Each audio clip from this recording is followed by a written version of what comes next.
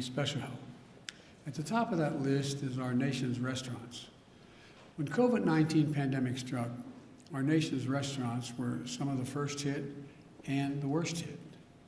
In 2020, more than 2.3 million restaurants jobs disappeared. 2.3 million restaurant jobs disappeared. Restaurants are more than a major driver of our economy. They're woven into the fabric of our communities. And so for many families, restaurants are the gateway to opportunity, a key part of the American story. There are families of all races, all ethnic backgrounds, all nationalities in this country who have built their American dream around a family-owned restaurant. And for more workers, their own story of economic progress starts in a restaurant. In the restaurant I just visited, and Rogelio Martinez, who immigrated to this country 17 years ago, started working as a meat packer. Now he is the restaurant's lead butcher and one of its owners. For nearly 1 in 3 Americans, this is hard to believe, but for 1 in 3 Americans, a restaurant provided their first job. More than half of all Americans have worked in a restaurant at some point in their lives. Before the pandemic, restaurants and bars employed 12% of all the workers in our country. This is an industry that provided more opportunity for minority managers than any other industry in America. This is an industry where the staff feels like family and often is family. When the pandemic hit, restaurant owners and operators were resilient, creative, and generous. Almost overnight, restaurants put in place safety measures to protect their employees and to protect us. They stepped up to feed our frontline workers. They changed their menus.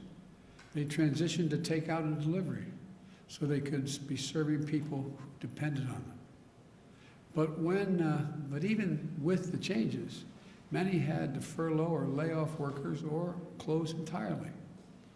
The restaurant I visited today went from 55 employees to just 7 before it started to bounce back. Now, as we vaccinate Americans, customers are coming back. Our vaccination progress and our economic recovery is going hand in hand.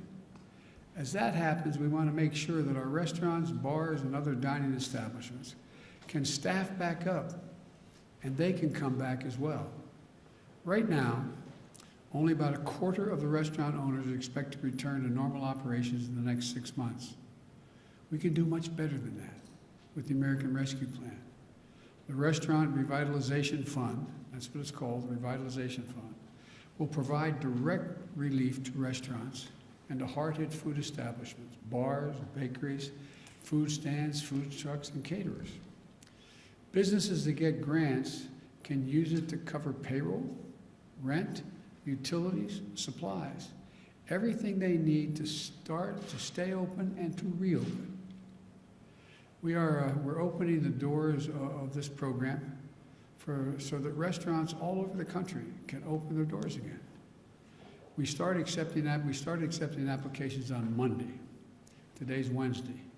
We made it quick and easy to apply. Within the first 2 days, there were 186,200 applications from all 50 states for help. That's a staggering number.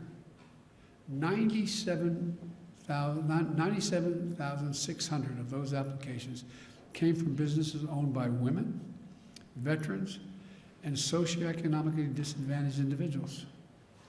Now the applications, all have been processed. Right now it looks like we'll be able to provide help to about 100,000 restaurants and other eligible businesses.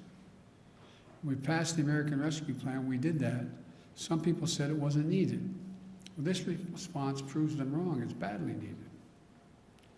About a year ago, when the first round of the Paycheck Protection Program opened up, a lot of the smallest firms saw the doors shut in their face. The law was written so that as we process these applications, a new one, that we focus first on those who were left behind by the other relief programs. And to make sure the relief is distributed fairly, we also set aside funds for the smallest restaurants, bars, food trucks, and many family-owned restaurants that haven't gotten any help to date, and they need it. That way, they don't have to compete above their weight class for these grants. 61,000, sorry for all the numbers, but they're important. 61,700 applications have come from the smaller bars and restaurants already. And I want to thank the Small Business Administrator, Isabel Guzman, for the work that she and her team are doing to make sure we get help quickly and fairly to the businesses that need it the most. As I said, I've spoken to dozens of restaurant owners about the challenges they face.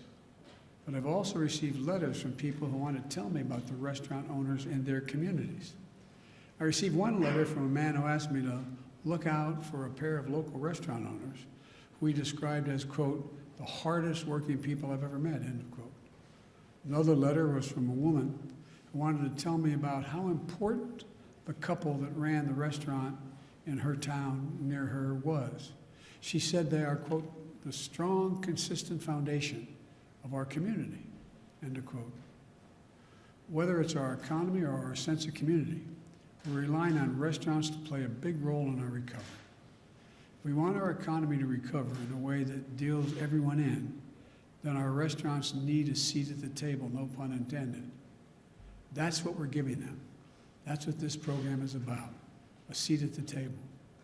This is another example of how we're putting the American Rescue Plan to work quickly and effectively and showing the American people that their government can deliver for them again and do it without waste.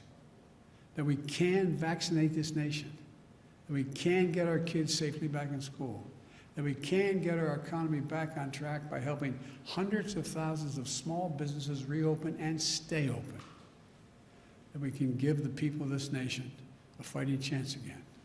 That's what this is all about. God bless you all, and may God protect our troops.